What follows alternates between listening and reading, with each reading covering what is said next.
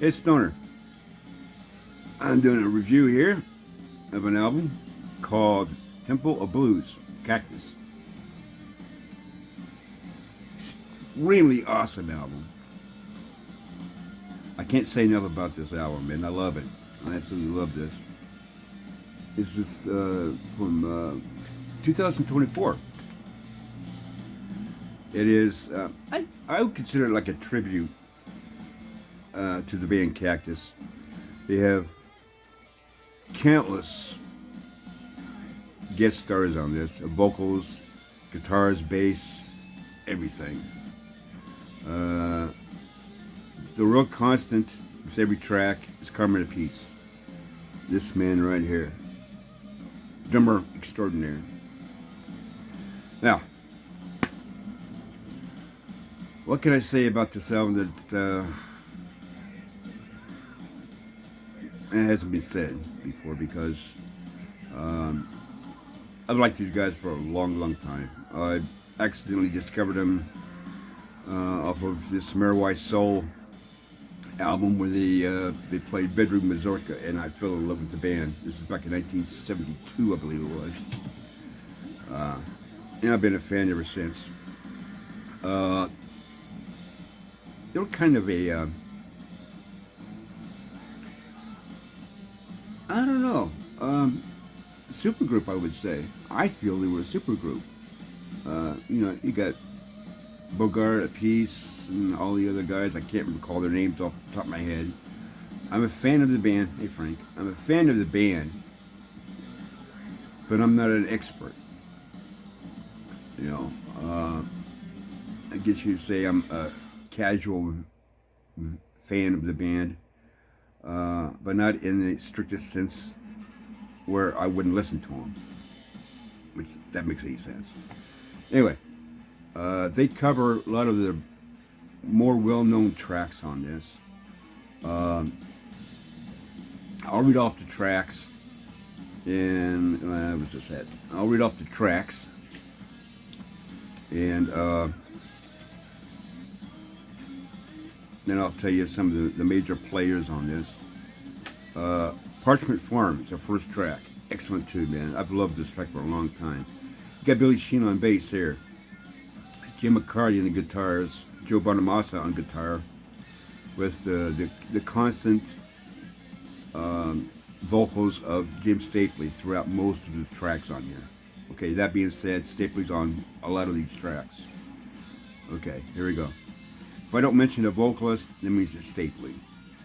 Cool? That's cool. Okay.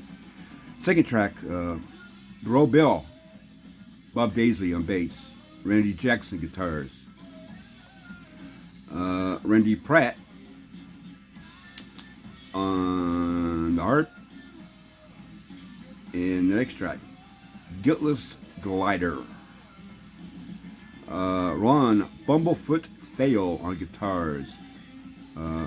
Phil Sassone, I don't know. On the bass, the next track is Evil. Very cool track. Jim McCarty is on the guitars. Doug Pinnick, I guess how you pronounce his name. On the bass, he's from King's X. Cool dude. And Dee Snider is on the vocals.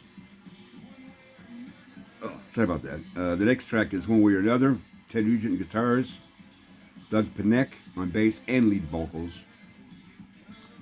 Alaska with Terry Franklin on bass. Johnny A on all the guitars. Next track, No Need to Worry. This one just blew me away. It was a complete surprise because when I listened to it, I didn't even look at who was playing what. Warren Haynes on guitar and vocals, along with his fellow government mule bass player Jordan Carlson. Excellent blues track. Warren just makes the blues, his own when he sings them. Anyway, Oleo is the next track with Billy Sheehan on bass, and Steve Stevens on guitars. Big Mama Boogie, parts 1 and 2.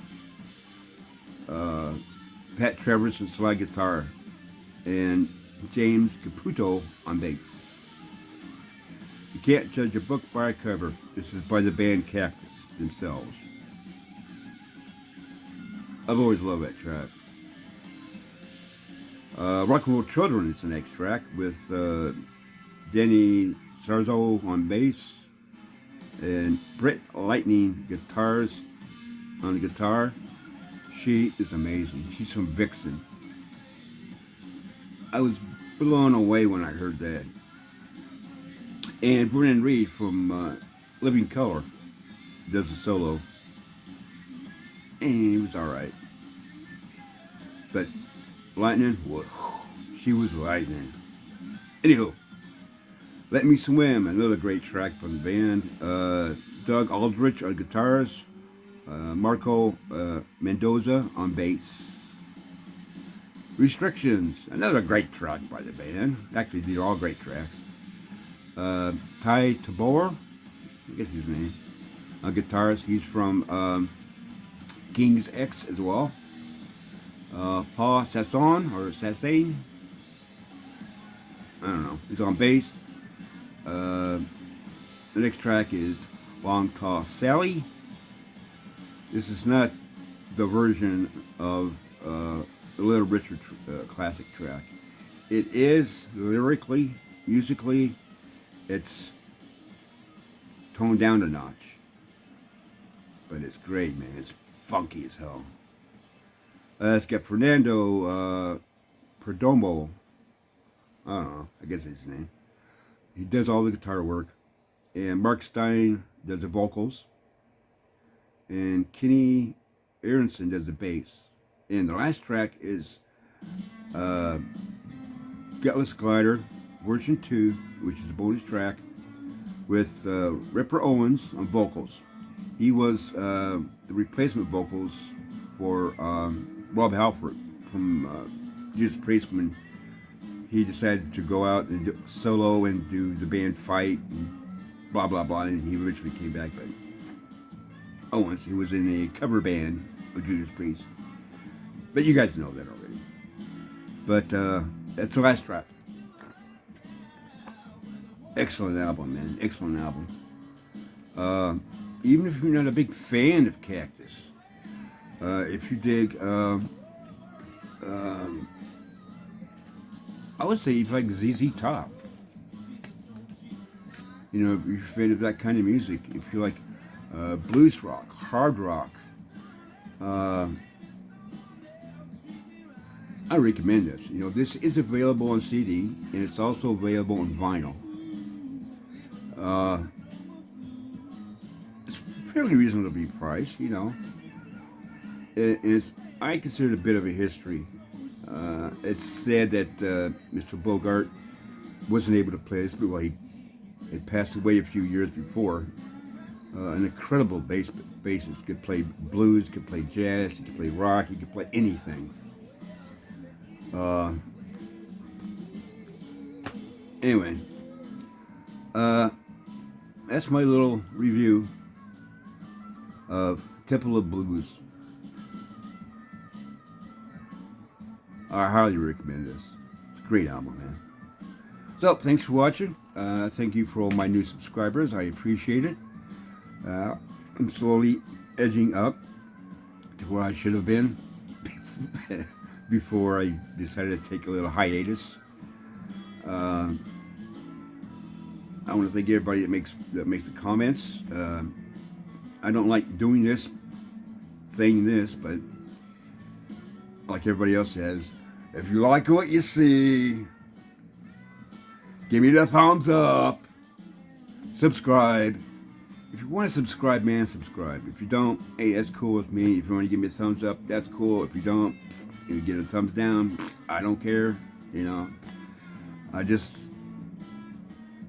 like being able to bring music to some of you guys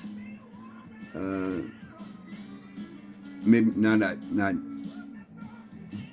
know of, you know. Maybe you've never heard of the band. Maybe you've never heard of the selection I'm showing.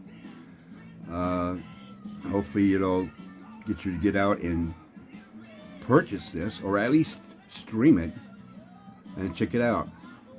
That is always the best bet, is to stream something first. At least a few cuts to get a big idea. And I'm sure if you